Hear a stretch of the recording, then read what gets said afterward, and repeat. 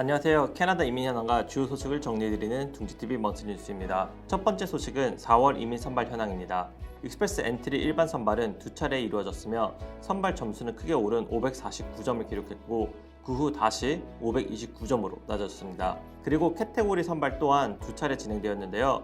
올해 처음으로 스템 분야 선발이 491점으로 그리고 올해만 네 번째 선발인 프랑스 능통자 분야는 410점으로 선발이 진행되었습니다. BC PMP는 4월에 5차례 선발이 있었고 3일, 16일, 30일엔 일반 선발과 타겟 드로우 발표가 함께 진행되었습니다. 9일과 23일에는 테크를 비롯한 타겟 드로우 초청이 있었습니다. 테크는 두 차례 선발이 있었고 지난달에 이어 점수가 더 상승해 116점과 120점을 기록했습니다. 선발 인원은 46명과 45명으로 비슷한 수준을 유지했습니다. 차일드케어와 헬스케어 그리고 베테리언 케어 분야는 5번에 걸쳐 발표되었으며 점수대는 차일드케어는 95점, 헬스케어는 100점까지 기록하는 등 사상 최고 점수에 도달했습니다. 컨스트럭션 또한 점수가 상승해 최고 점수는 97점까지 기록하는 등 높은 수준을 계속 유지하고 있습니다. 제너럴 드로우는 총 3회 발표되었고 지난달에 이어 더 상승한 130점 이상의 점수대를 보이고 있습니다. 두 번째, 노바스코시아 어커머데이션 앤 푸드 서비스 분야 이민 프로그램의 잠정 중단 소식입니다. 2024년 4월 17일 정오를 기점으로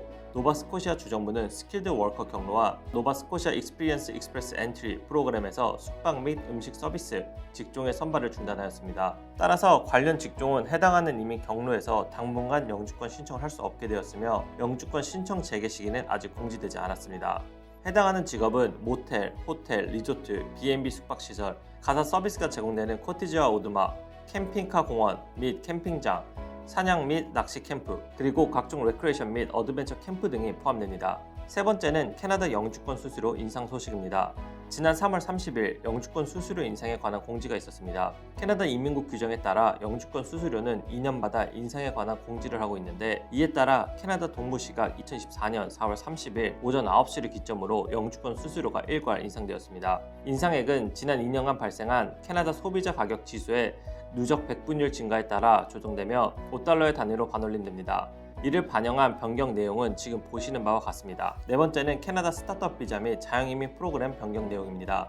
4월 29일 캐나다 이민국은 영주권 신청 서류의 적재 현상을 줄이고 심사 처리 시간 단축을 목표로 캐나다 연방 비즈니스 프로그램의 여러 변경 사항을 발표했습니다. 스타트업 비자의 프로그램은 캐나다 이민국이 지정한 벤처 캐피탈 펀드, 엔젤 투자자 그룹 또는 비즈니스 인큐베이터로부터 지원받은 창업자들을 위한 프로그램입니다.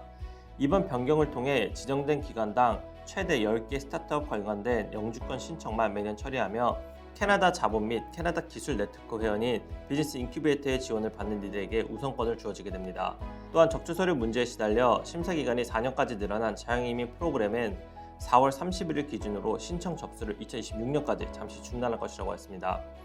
마지막은 주당 20시간 이상 근무가 가능했던 유학생 임시 조치가 만료되었다는 소식입니다. 4월 30일을 기점으로 2022년부터 국제학생이 학기 중 캠퍼스 밖에서 주당 20시간 일 수 있도록 했던 임시 정책을 종료하며 다시 연장하지 않을 것이라고 캐나다 이민국이 발표했습니다. 또 학생들이 무리하게 일하지 않고 학업에 집중할 수 있는 근무 시간을 새롭게 규정해 적용하기로 되었습니다. 원래 캐나다 교육기관에서 공부하는 국제학생 중 자격을 갖춘 사람은 주당 최대 20시간까지 일할 수가 있었지만 코로나 팬데믹을 거치며 100만에 달하는 인력난을 겪은 캐나다는 일시적으로 근로시간 제한을 해제해 노동시장의 긴장을 풀기 위한 조치한 바 있습니다. 이는 지난 2022년 11월 15일부터 2023년 12월 31일까지 우선 실행되었다가 다시 2024년 4월 30일까지 연장한 바 있습니다. 해당 조치는 4월 말을 기점으로 만료된 상태로 다시 연장하지 않으며 오는 가을부터 주당 근무 시간을 24시간으로 변경, 학생들이 학업에 집중하면서 근로를 균형 있게 할 수 있도록 지원할 계획이라고 합니다. 4월에도 이민국의 여러 제한 조치가 이어졌습니다.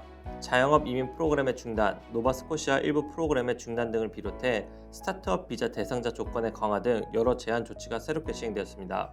이는 고득점을 연신 기록 중인 이민 점수를 통해 알 수 있듯이 다수의 지원자가 몰려 과거에 걸린 캐나다 이민 프로그램을 재정립하려는 이민국의 움직임으로 해석해 볼 수가 있습니다. 현재로서는 부정적인 시선이 많이 있지만 또 1년의 과정을 모두 마무리되면 도리어 이민 신청 헛수가 줄어들어 궁극적으로는 지금보다 더 나은 이민 신청 환경을 만들 수 있지 않을까 예상해 봅니다. 이를 통해 현재로선 적합한 조건을 찾고 맞추는 노력이 필요할 것으로 보입니다. 지금까지 둥지TV 먼슬리 뉴스였습니다. 감사합니다.